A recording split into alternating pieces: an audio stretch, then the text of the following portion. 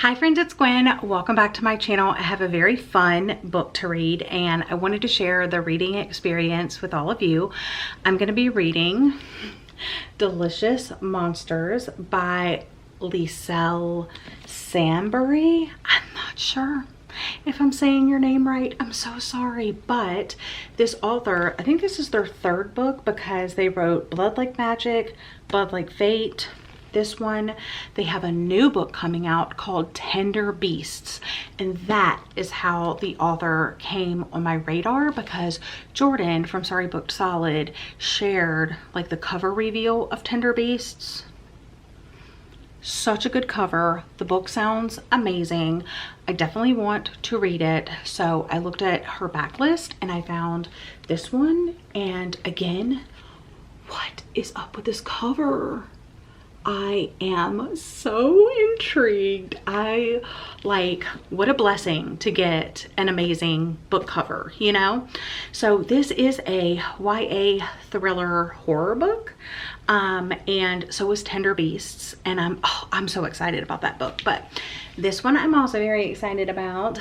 So they also have a YouTube channel, so I'm gonna link the author's YouTube channel down below. Definitely go check her out. She's so fun, and like it's mainly like AuthorTube basically, which I don't watch a lot of, but like she's so entertaining that I did start watching some of her videos, so maybe you would like it too.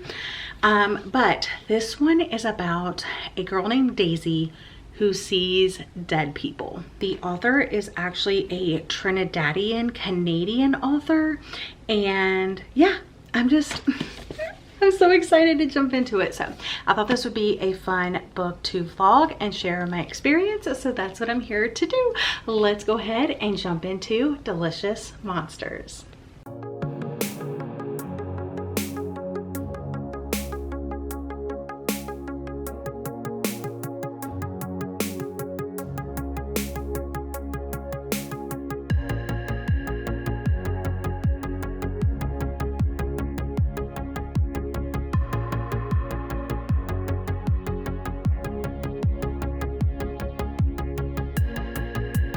I will be listening to the story on Scribd and hybrid reading along with the physical copy.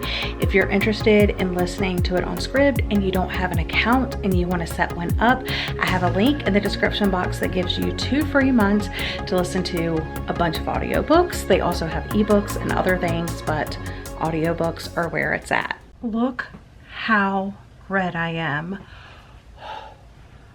I went outside for a very short period of time, 30 minutes. I was outside for 30 minutes. It is almost 110. I think it's 108. The air quality is not good, but I did start my book and I am currently on chapter 5, page 31. And I didn't know it was gonna have different timelines. So we have Daisy, and then 10 years later, we have Brittany. And I don't know how they are connected, but I'm intrigued. And I also just got my order from Bayside Clay, which is a local polymer clay jewelry business. And I ordered some things, and I thought I could show you. Thank you so much for shopping the launch. Hope you love them. Enjoy the freebies. Danielle, oh my gosh, look what's inside. Snap or reshare. That is so cute. Okay, oh my gosh, what did she send? Oh my gosh, so I got these, which are you kidding me? These are so stinking cute. I'm dead. I love them so much. Oh my gosh. And then I also had to get the sand dollars. Like, are you kidding me? These are so cute. And she sent, these are so cute. cute. Check these out. I'm so excited. Thank you. I'm definitely gonna have her shop linked down below so you can shop her future collections and stuff. They're so cute, so affordable. Definitely check her out. Okay, first things first, book update. I made it to chapter 7, page 54, and I'm enjoying it. Second thing, I just got an Amazon package and I thought we could open it together. And third update is that I'm making some dinner. Yay! I got a couple of things in here. So I got this purple dress that I really hope that it works because I'm hosting a Speak Now Taylor's version party over on my Patreon this Friday. And of course you have to wear purple and I'm just so excited. Oh my gosh, I get to try that on. Hopefully it works. I also pre-ordered this middle grade book that I heard about from Keisha. She knows how much I love games and books, and also Book-a-thon is coming back this fall. So I picked up the Bellwoods game by 𝒎𝒂𝒏𝒂𝒔. No, I do not know how to say this name. I'm just gonna butcher it. But number one, let's look at this cover. Do you see the eyes? Do you see the fall leaves? Do you see the children down here? How freaking cute. Everyone knows Fall Hollow is haunted. It has been ever since Abigail Snook went into the woods many years ago, never to be seen again. Since then, it's tradition for the 6th graders at Beckett Elementary to play the Bellwoods game, in which 3 kids are chosen to go in the woods on Halloween night. Ah! Excuse the weird angle and the lighting, but I just had to update you because something like really creepy happened and I'm home alone. And I just had to tell all my friends about it, you included. Okay, so, Delicious Monsters. It's about this girl named Daisy that sees ghosts. That's one of the POVs. Anyway, I took a break. I was eating dinner. I had my book and my phone back here in the office. And then I had my headphones charging in my bedroom.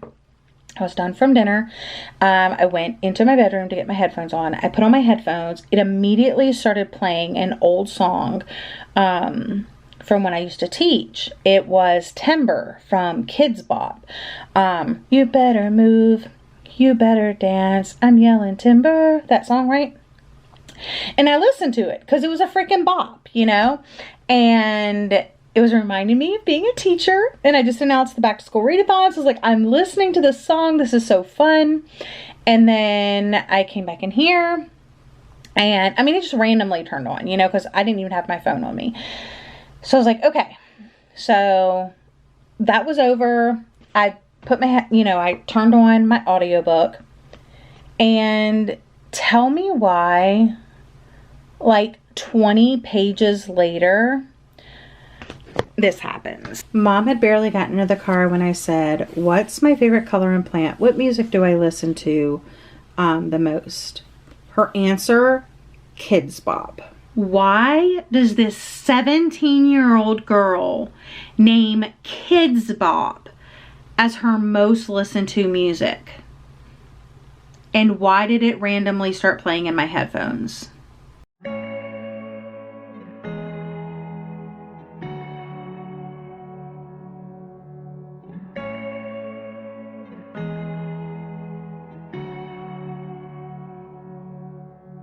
Tried to find some peace of mind, lost in time, and I was torn from you. I just decided to read the full synopsis to understand the 2 different POVs because I didn't want my misunderstanding to affect my reading experience. I'm gonna go ahead and read the full synopsis with you. So if you don't want to hear the full synopsis, skip ahead a little bit, but I do think it's interesting to hear. So let's go ahead and go over it. Daisy sees dead people, something impossible to forget in bustling ghost-packed Toronto. She usually manages to deal with her unwanted ability, but she's completely unprepared to be dumped by her boyfriend.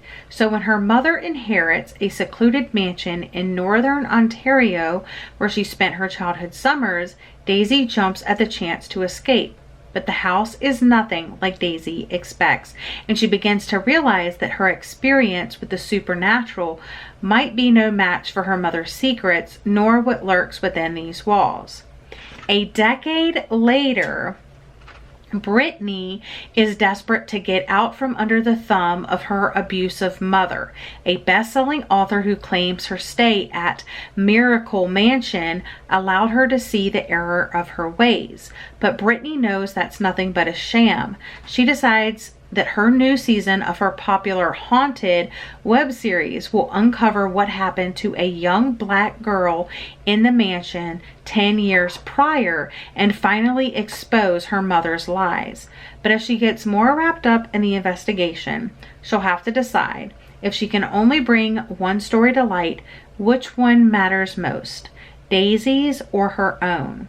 As Brittany investigates the mansion in the present, Daisy's story runs parallel in the past, both timelines propelling the girls to face the most dangerous monsters of all, those that hide in plain sight. All right, but now I need to jump back in. I'm currently on page 99. I know it's nothing. I know I'm just like in my head about this, but I changed back into this t-shirt because the nightshirt that I had on was like too hot. So I changed back into this one because it's really thin and soft and comfortable, and I just wanted to sleep in this. So I just did that. I'm not kidding.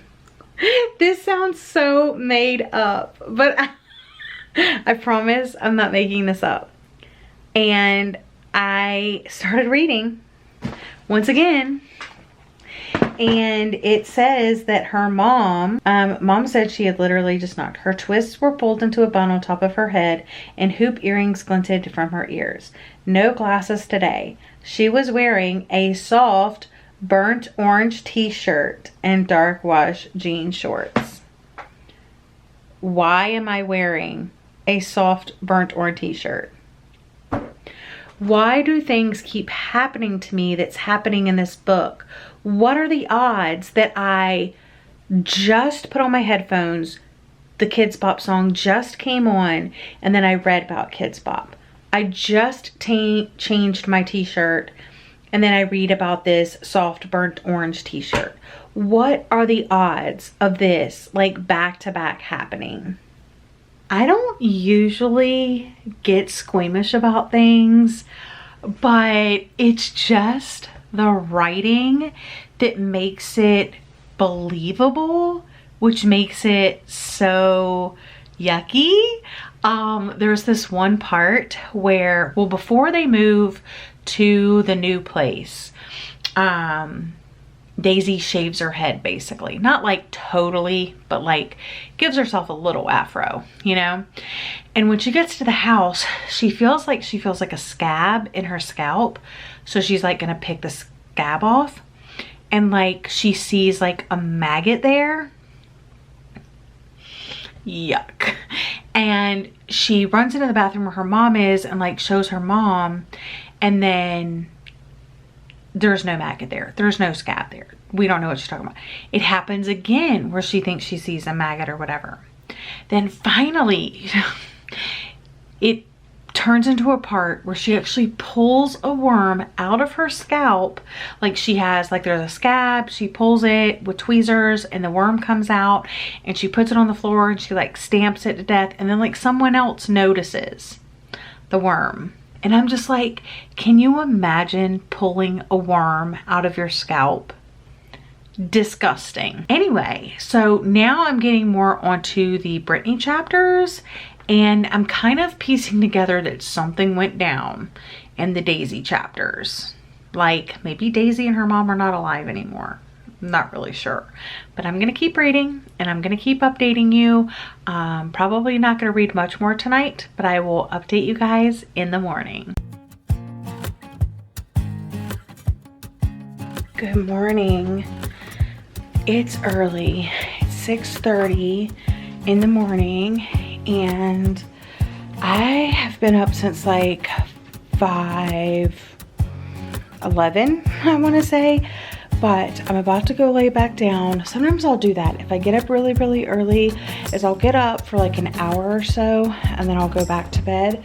But I did read my devotionals already today. I have this one, Worry Less, Pray More. I'm really enjoying that one because I am a worrier. I am an anxious person and I feel like every single page speaks to me. And then I'm also reading The Beach is Calling, which is just very fitting for the season, very fitting for where I live, and it's about rest and relaxation. And that's something I have a hard time doing now that I work from home and work for myself. I feel like I'm constantly working all the time, like 7 days a week, 24 hours a day. And that one shows me how important it is to like carve out a moment for yourself. Anyway, I just made a cup of coffee because that's also a thing I'm gonna do. But I also need to feed Charlie her breakfast. So we're gonna do that. And then I'm going to get back in bed and listen to some more of the book. And I'll also give you a book update. I'll show you like where I stopped last night and all of that. Quick update on the book before I read more and take a little early morning nap. Is that a thing? Anyway, I made it to chapter 22, page 216, and I have to say, this book isn't like super horrifying, super creepy, but there are moments that definitely stick with you.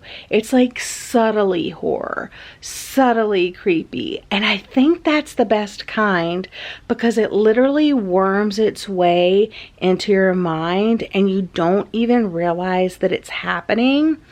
The chapter that I read right before I went to bed last night was super ominous because the chapter starts with talking about how she went to the greenhouse and, you know, something with like, she's like, I couldn't even deal with what she saw or something like that. And so the whole chapter, you're like, okay, like what's going on? And then at the end of the chapter, there's just like this line and you're like, what? I'm loving this so far.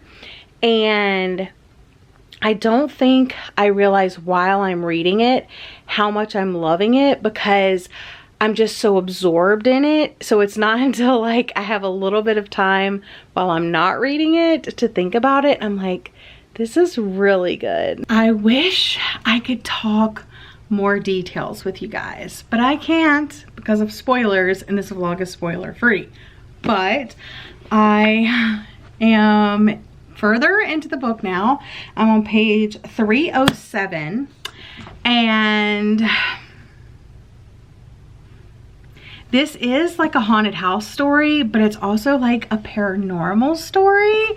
And I just am loving it so much. There's so many details and creepy moments and eerie moments and like unsettling moments. I'm really just enjoying the experience. Like I said, I kind of wish I would have done a spoiler vlog so I could tell you my thoughts like more in depth. But just know that if you like paranormal, spooky houses, unsettling, eerie vibes, mysterious vibes, you might really like this. I'm looking forward to seeing what the last, I don't know, 200 pages offers. So I'm gonna go ahead and jump back in, but let me know if you've read this down in the comment section down below. Let me know what you thought. And yeah, I'll let you know my thoughts as I continue reading.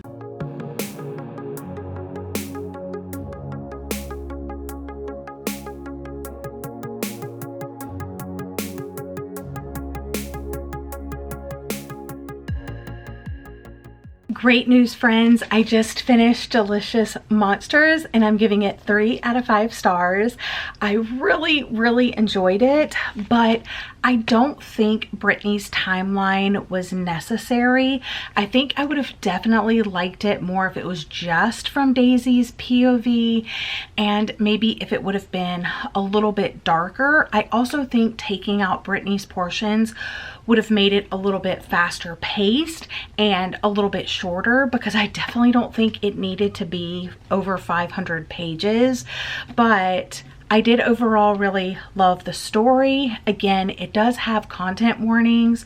If you like haunted house stories, if you like ghost stories, if you like past secrets and learning about those things, then I think you should definitely check this one out. It is a YA horror book, and I cannot wait for next year when Tender Beasts release so I can read that. I really do like this little blurb on the back by Ryan Douglas, the author of The Taking of Jake Livingston, a haunted house thriller packed with cryptic mystery, dark humor, and bone-chilling twists. I won't say that it is a thriller, it is a horror, but it does have some twists in there. It says Sambury approaches the grim recesses of intergenerational trauma with diligence and bravery.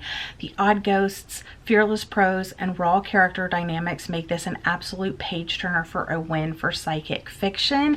Love that so much. I think my favorite character was King, K-I-N-G. I just really loved his character so much, and gosh, I would love a book of King. You know what I'm saying? Like, I just can't say more, but I really enjoyed it. Let me know if you've read this down in the comment section down below. Let me know if I have convinced you to read it. Don't forget to check out the author's YouTube channel. She's so fun and so bubbly, and we get to hear all of her stories she has in her head. So that's pretty cool too. But that's all for today's video. Thank you so much for watching. I hope you're all having a lovely day or night, and I'll see you guys again in another video very soon. Bye, friends.